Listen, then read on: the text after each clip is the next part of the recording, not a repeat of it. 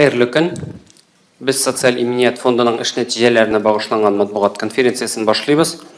Hem bizning qonaqlarimiz Ramil Renatullah Gayzatulin, Tatarstan bo'yicha Sotsial Immuniyet Fondi idarachisi, Marat Müderrisulu Sagirov, Sotsial Immuniyet Fondu'nun invalidlarına texnik reabilitatsiya choralari bilan ta'min etib bo'lgi yetakchisi, Aida Raisovna Volkova, Sotsial Immuniyet Fondu'nun vaqtlıca ishga salatsizlik ishroqlarini ham ona bo'lu bilan bəyli ishroqlarini immuniyatlashtirish bo'ligi yetakchisi, Bulatova Marjan Abdulhaq qizi, professional risk ishroqlarini immuniyatlashtirish bo'ligi yetakchisi o'rinbosari. Наша пресс-конференция проходит на двух государственных языках. Вопросы можете задавать как на русском, так и на татарском языках. Hem birinci sorunu biz yollayız Ramil Renatoviç. Sotsial Immuniyet Fondu'nun 9 ay şenlik neticeler aytib ketsəgiz idi, neticeler bilen biz kelebez. Добрый день, Харликен, muhterem hizmetdaşlar. 2008 жылдың башынан техник реабилитация чаралары бойынша инвалидлардан барлығы 74 мың ғариза қабыл етілді. Шуларның 62 мыңы өтелді. Инвалидлардың техник реабилитация чаралары протез ортопедия шамалары білән тәмин ету үшін федерал бюджеттан 1 миллиардтан артық сом акча берілді. Бұл былтырғы белән чагыштырганда 50 миллионга сом артық акча күбрәк. Техник реабилитация чаралары коляскалар, ишету аппаратлары, протезлар һәм башка товарлар инвалидларга барышта бушлай бирелә. Биргәнне китеп тормыйча да үз акчасына реабилитация чаралары сатып алучылар да очрый. Аларга фондтан компенсация түләнә. Һәм инде быел 9 ай эчендә 100 миллион сум компенсация фондтан түләнде. Быелның 9 айында 15 миллион товар бирелде. Алар арасында 14 миллионга якын подгузник, 2700 коляска, 38 мең протезный ортопедик әйберләр, 4 меңгә якын колак аппаратлары, таяклар һәм башка товар бирелде. Подгузниклар белән 184 миллион артык сумга 16 мең кеше тәэмин ителде. Коляскалар белән 770 миллион сумга 2 мең кеше тәэмин ителде. Протезлар һәм ортопедик аяк киемнәре өчен 345 миллион сумга контракт төздек һәм 4 мең кеше тәэмин ителде. Ел ахырына кадәр тагын контрактлар төзелү безнең көтелә. Алар арасында аяк ортопедик киемнәре, протезлар, подгузниклар һәм башка товарлар белән тәэмин итү өчен булачаклар. Аның өчен 370 миллион сум акча каралган. Инвалидларга санаторийга да путевкалар да бирелә. Быел 9 ай эчендә фонд барлыгы шифахана курорт учреждениялары белән 25 дәүләт контракт төзеде. Бу контрактларның гомуми күләме 150 миллион артык сум акча. Шушы бәягә 5 меңнән артык кеше путевкалар алды. Һәм мин тагын ел ахырына кадәр 1000 путевка без бирәчәкбез. Зыян күрсәтү турында. Безнең региональ бүлектә 11 меңнән артык производство зыян күрсәтә тора. Аларга ел сайын 1 миллиард ярымга якын фондтан акча түләнә. Бу акчаларга бер тапкыр һәм ай сайын түләнә торган иминет түләүләре протезларга, техник реабилитация чараларына, даруларга, автомобильләргә, санатория бару өчен, шулай ук эштә һәлак булган булучыларның туганнарына биргән акча керә. Бу елның 6 ай эчендә моның өчен 700 миллион сум каралган. Алар арасында шулардан ай сайын түләнә торган акчалар 565 миллион сум. Бер тапкыр бирелә торган түләүләргә 17 миллион сум, больничный кагазьләренә 26 миллион, медицина, социаль һәм профессиональ реабилитациягә 53 миллион сум артык акча юнәлтелде. Елның ахырына кадәр 54 зыян күрүшләргә автомобильләр бирергә җыенабыз. Шуларның 9-на быел августта автомобильләрне без тапшырдык. Калганнарына ел ахырына кадәр тапшырачакбыз. Моңа 24 миллион сум акча каралган. Зур игътибарны производствога травмаларны кисәтүгә һәм аларны киметүгә без бирәбез. Бу максатларга ел сайын якынча 300 миллион сум акча бүлеп бирелә. Быел безнең региональ бүлеккә бу акчалар буенча 2000дән артык предприятие һәм оешма мөрәҗәгать итте.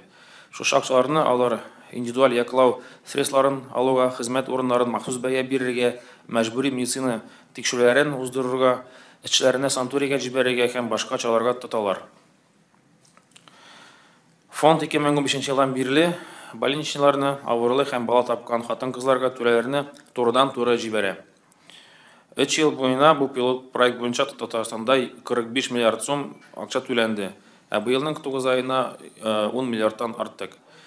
Фонд пособиеләрне вакытына түләр өчен эш бирүчеләр дә үзләре вакытында безгә дөрес информация бирергә тиеш. Ул вакытта без вакытында акчаны бирә алабыз. Турыдан-туры түләү пилот проектның дәвамы электрон больничный. Бу проект былтырдан ук бара. Эшкә яраксызлык электрон кагазы 2010 елның 1 июльдән закон нигезенә гамәлгә керде. Барысы бердәм мәгълүмат системасында эшләнә. Бу проект медицина оешмаларын, страховательләрнең бухгалтериясен эшен җиңеләйтә һәм тизләтә. Электрон больничныйларны кулланышка керткәнче страховательләр белән йөздән артык семинар без үткәрдек, өйрәтү эшләре алып бардык. Безнең республика президентының бу эшне башкаруда роле зур. Ул бу проектны үзен контроль итә. Шулай ук Минсвязь һәм Минздрав катнашында медицина оешмалары өчен программа булдырылды. Ул программа бүгенге көндә уңышлы эшли. Безнең фонд АРМЛПУ дигән программасын медицина оешмаларына бушка бирә, аны фонд сайтынан алырга була. Бүгенге көндә Татарстанда барлык диярлек медицина оешмалары электрон рәвештә больничный кагазы бирүдә катнаша.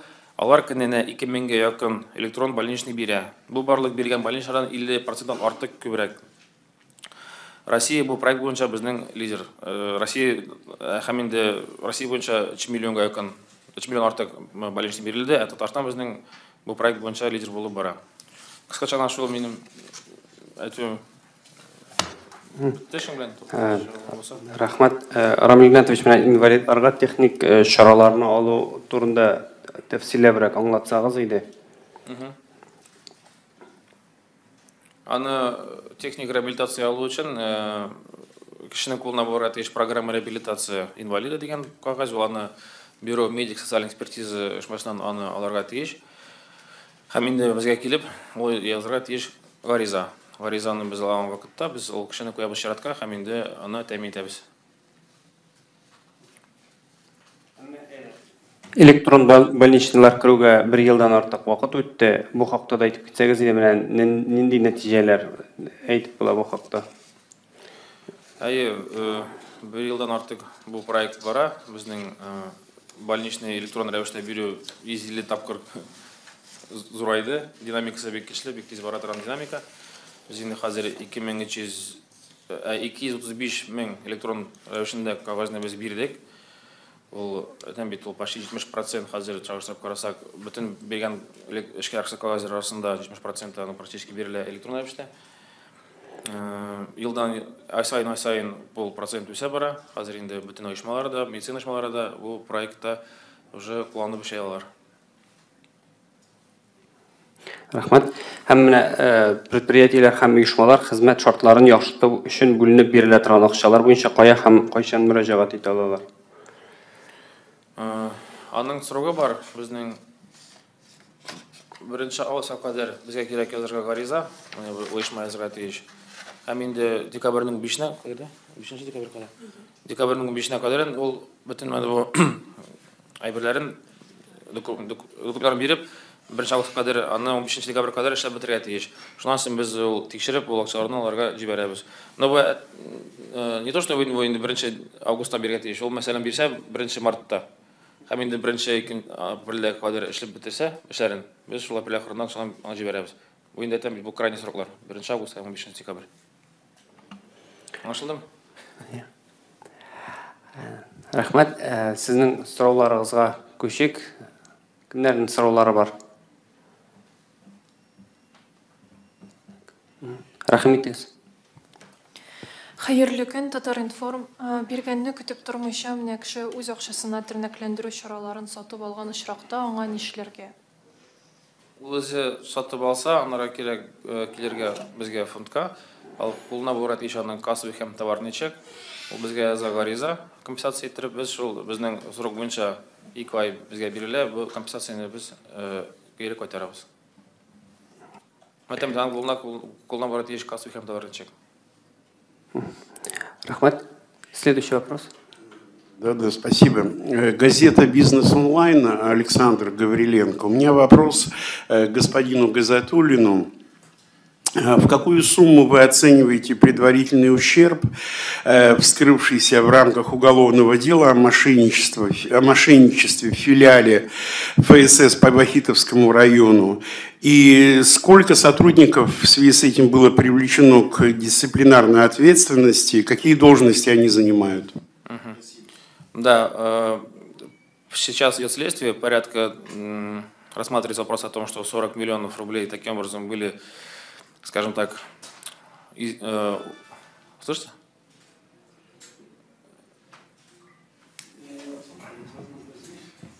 Ага.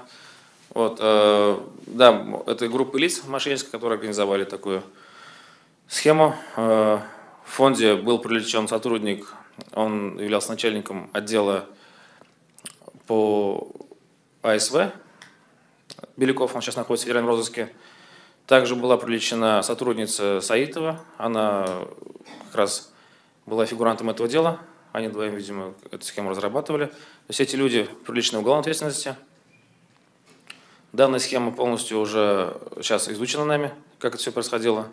Действительно, мошенники воспользовались определенными в регламенте, скажем так, моментами, которые позволяли таким образом потихоньку деньги вводить. Сейчас мы уже жестко пересекаем этот вопрос. Еще вопрос был какой? Кого еще привлекли? Я хотел бы еще спросить, кто, по вашему мнению, не доглядел и кроме Белякова должен понести наказание? Беляков как раз занимал ту должность, которая позволяла ему контролировать вот эти потоки. И по большому счету вот он на своем уровне умудрился закрыть, скажем так, информацию и ни до кого не донести. Естественно, здесь вопрос и к руководству филиала возник. На следующий день руководитель филиала уволен. Здесь вопрос, соответственно, к сотрудникам филиала, которые тоже все это видели, к ним сейчас тоже по ним проводят следственное мероприятие. Как только мы докажем причастность кого-то из них к этому делу, то, конечно, они будут уволены. Ну, плюс заведены уголовные дела. А вы сами делали, точнее, я имею в виду вашу организацию, делали попытки связаться с господином Беляковым? Да-да, делали ли вы попытки связаться с господином Беляковым? Мы, как руководство, нет, поскольку он уже, когда... Вы имеете, когда его ввели в федеральный розыск? Что, извините? Когда его ввели в розыск? Ну вот сейчас, последнее время, он же находится в розыске, да? То есть пока не найден, то есть вы сами делали попытки связаться, узнать его мнение об этом деле? Занимаются правоохранительные органы, мы в это дело не лезем. Спасибо. Рахмат. Ширатта сұрау. Шахри Қазан газет, Эльвира Музафарова. Соңғы арада біздің редакцияға ешқана müracaat ите инвалидлар біз тілеген шифаханәгә юллама ала алмыйбыз диләр. Менә бу мәсьәләдә юллама алуның тәртипләре ничек һәм инвалидлар үзләре сайлый аламы ул шифаханәне? На вопрос. Нет, сейчас у нас же там. Ну скажите там, да, более подробно. Тварьте. Безнең фондтан ике категория тәэмин ителә. Беренче инвалидлар санаторно-курортный дәвалануга җибәрелә. Икенче производствода һәлакәткә очрап алган кешеләр, травма алган кешеләрне санаторно-курортный дәвалауга җибәрү. Менә бу инвалидлар эчендә государственный контракт дип зиңдәйме, дәүләт контрактлары төзелә. Шул контрактлар кемнәр белән була, шулар шул дәвалана торган санаторийларга гына җибәрә алабыз. Шуңа күрә инвалидлар үзләре теләгән җиргә бара алмыйлар.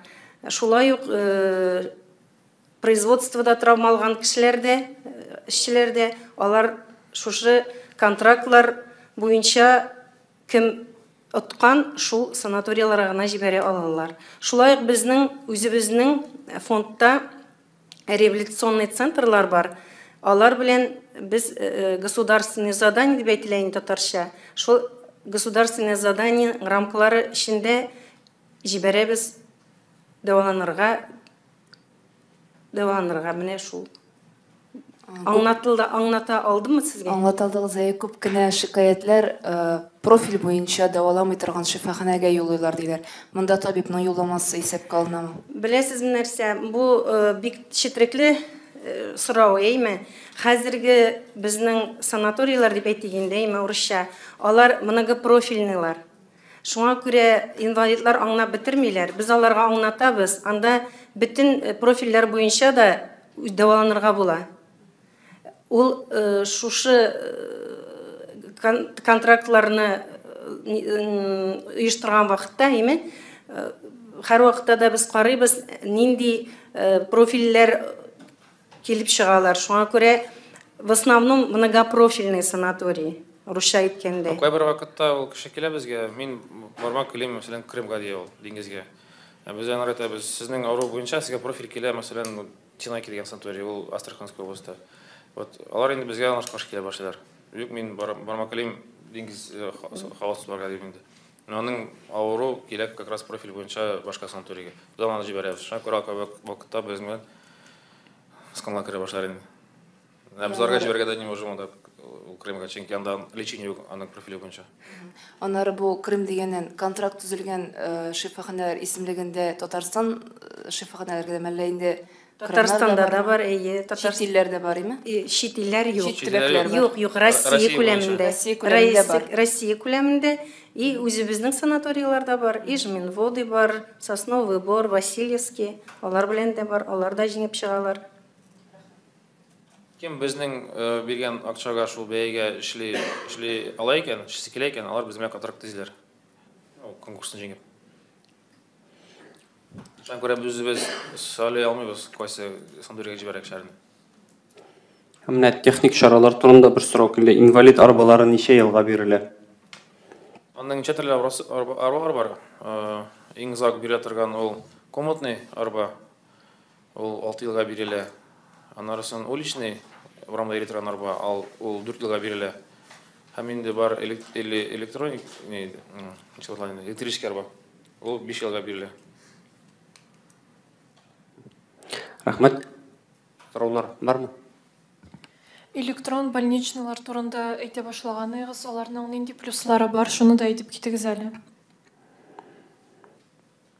Аның плюслары мин бик күп дип уйлыйм, чөнки ул беренчедән ул электрон рәвешендә аны югатып булмый, аны бозып булмый. Аннарысын ул шәһәрендә эш вакытында кыскарта, элекке кеше бара чиратка баса иде больницадан поликлиникадан аны көтеп. Хәзер аны көтәргә кирәкми. Ул харыс Крышевала да бара үз эш бирүченә бухгалтериягә, анда Крышевны бирә. Аның мәсәлән, анда булса ошибка, хата булса, фамилиясына куяма. Уже яңадан шифаханәгә кайтып, төзәтеп, аны ул вакытны узара кирәкми. Харам ул шалтыратып телефонына үзгәртеп була, чөнки ул базада кертелгән бер тапкыр. Аны инде алмаштырып була. Аннарысын бухгалтериягә дә җиңелрәк, ул күп тапкыр ул фамилияны кертми, ул инде бөтен данларын кертгән була. Уже больницадан килгән. Ул анда кертә, шулар патсында инде расчетларын безгә җибәрә. Безгә җиңел, чөнки ул безгә кирәк торган эштә, без аны кайда кертмибез. Ул без ясый расчетта акча түлибез аларга.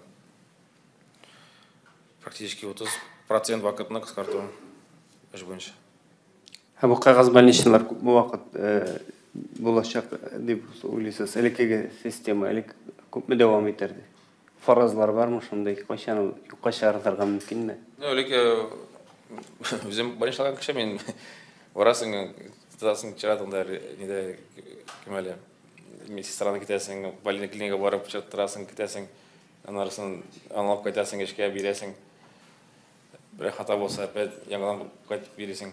Юк, күпме вакыт бу кагазлар кайчанда булсалар юкка чыгарылырга мөмкинме? Сез ничә кагаз полностью нуансы инде мин әйтә алмыйм, чөнки төрле кеше бар. Кемдер принципиальный кагаз нинди рәвешендә алмак килеп больничныйны. Но динамика бара. Даже безнең Татарстан буенча карасак, безнең динамика бик көчле. Хәзер әйтәм, 70% артык уже кеше ала больничный электрон рәвешендә. Россия буенча анда төрле хәл инде, чөнки аның шура тиеш интернет, анда технологически возможно булырга тиеш.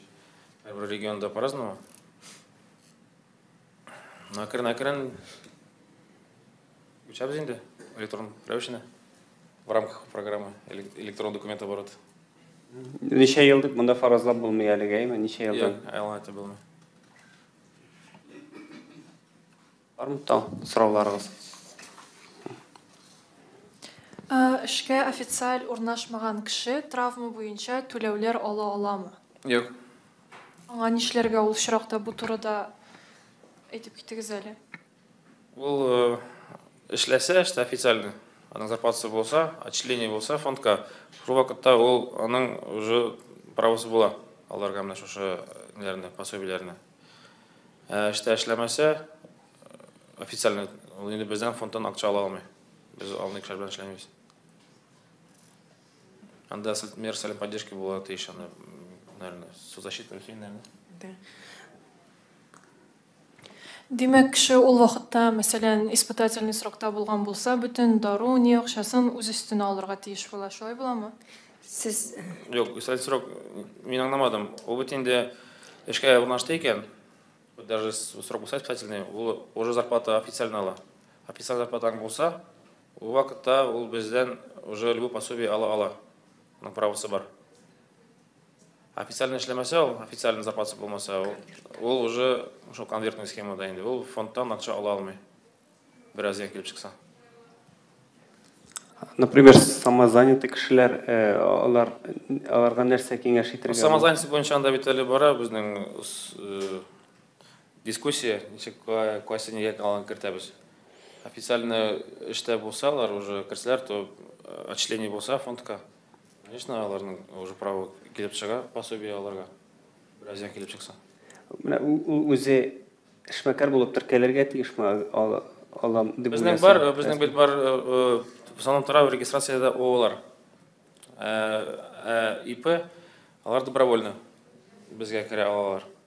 Менә ИП добровольно безгә басса регистрациягә налогын түләсә, шул вакытта без бөтен булган пособиеләрне уже түлибез. Больничный түлибез, травма зыян булса түлибез.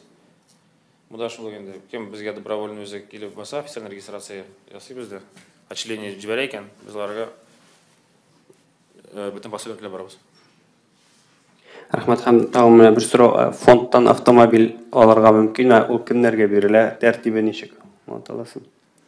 Ана була, аның өчен кирәк кулда булырга тиеш программа реабилитации пострадавших дигән документ.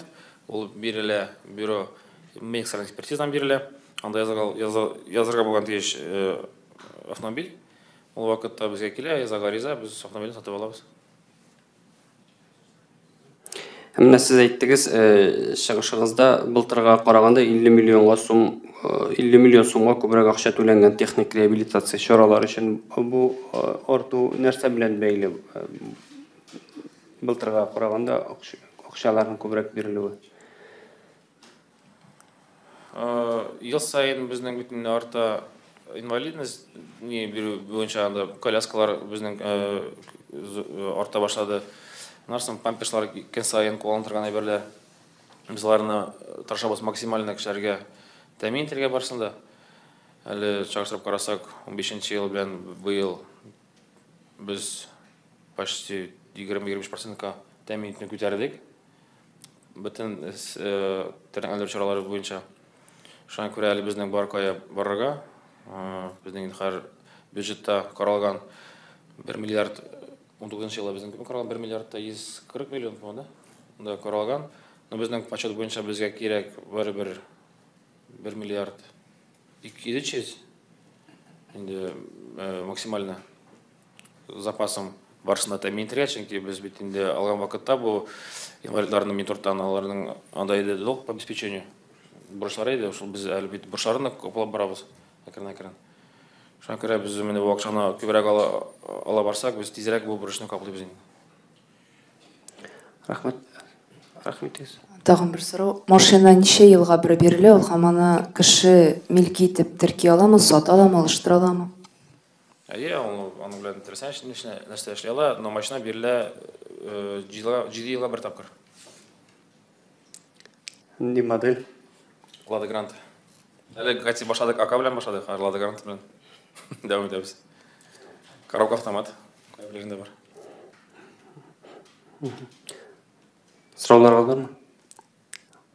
Һәм менә бер әйбер сұрас көйен сіз шулай чыгышта 11 меңнән артык производствода зыян күрүчеләр теркәлгән. Производствода зыян күрүчеләр санында ниндидер динамика күзәтеләме? Алар кимиме, артамы, әллә бер тирәдә торамы? Менә 18 елның 9 айында 376 безнең региональ бүлектә зыян күрүчеләр, производствода зыян күрүчеләрнең саны теркәлде. Шуларның 19-ы үлем белән тәмамланды, бәхетсез очрагы, 90-ы авыр бәхетсезлек очрагы һәм калганнары 267 җиңел бәхетсез очрагы булды. Шуны әйтәсем килә, һәр ел сайын бу сан кими бара, бу уңай күренеш дип уйлыйбыз. Biz бүлеп биргән акчалар, менә Рамил Иванович әйтеп китте инде, ел сайын 300 миллионнан артык акча бүлеп бирәбез предприятиеларга. Бу максатка шуның да уңайлы нәтиҗәләре дип уйлыйбыз. Динамика кимүгә бара, безнең өчен бик матур күренеш дип уйлыйбыз. Һәм хәзер бит 3 ел бит инде фонд турыдан-туры түли больничныйларны һәм декретный акчаларын. Менә моның ниндидә булса сез нәтиҗәләрен үзегез анализлап әйтә аласызмы? Нинди уңай яклары булдымы? Аны нишләп башладык бу эшне Россия буенча инде. Чөнки бик күп беременный хатын-кызларның бик күп иде проблема, анда эш бирүчеләр акча түләмәйләр декретный пособиеләрен. Алар инде как злоумышленники, инде просто түләмәйләр. Шуңа күрә бик күп жалоблар башланды Россия буенча менә шушы проект, шушы нигездә инде. Шуңа күрә фонд турыдан-туры акчаны түләүне кертте. Бу вакытта уже хатын-кыз акчаны сорамый, эш биршән ул килеп фондка яза заявление, инде фонд акчаны түли анарга турыдан-туры анарга үзенә. Менә гарантированный пособие дип аталган. Шулай итеп без менә шушы проектның шуңа вакытта безнең бөтен пособиеләр, бөтен кирәк пособиеләр вакытында түләнеп бара. Практически бердә обращение. У нас нет обращений по этому поводу, по первому пункту сейчас. Практически нет, пожалуйста. Практически да. Снизилось. Да, очень сильно снизилось. Да, моның нәтиҗәсе бик яхшы дип уйлыйм. Бу акча берничек тә хәзер кермәй бит инде предприятиенең кассасына булып чыга турыдан-туры. Шулай бит инде. Предприятие, элек бит зарплата биргән тиеш иде шул акча буенча. Ул аның кассасыннан чыга иде акча. Һәр акчаны уже кулланыла үз эшенә. Аның менә шул зарплата биреп декретный бит зур акча. Хәзер аны үзе түләми, фонд түли. Менә бер әйбер тагын сұрас килгән, әгәр дә ниндидә булса кеше предприятие дип әйтгәндә ниндидер травмалардан кисәтүне, иминиятләштерүне, өстәмә акча түләргә аның хокукы бармы? Өстәмә ул ясый аламы фонд аркылы иминиятләштерү?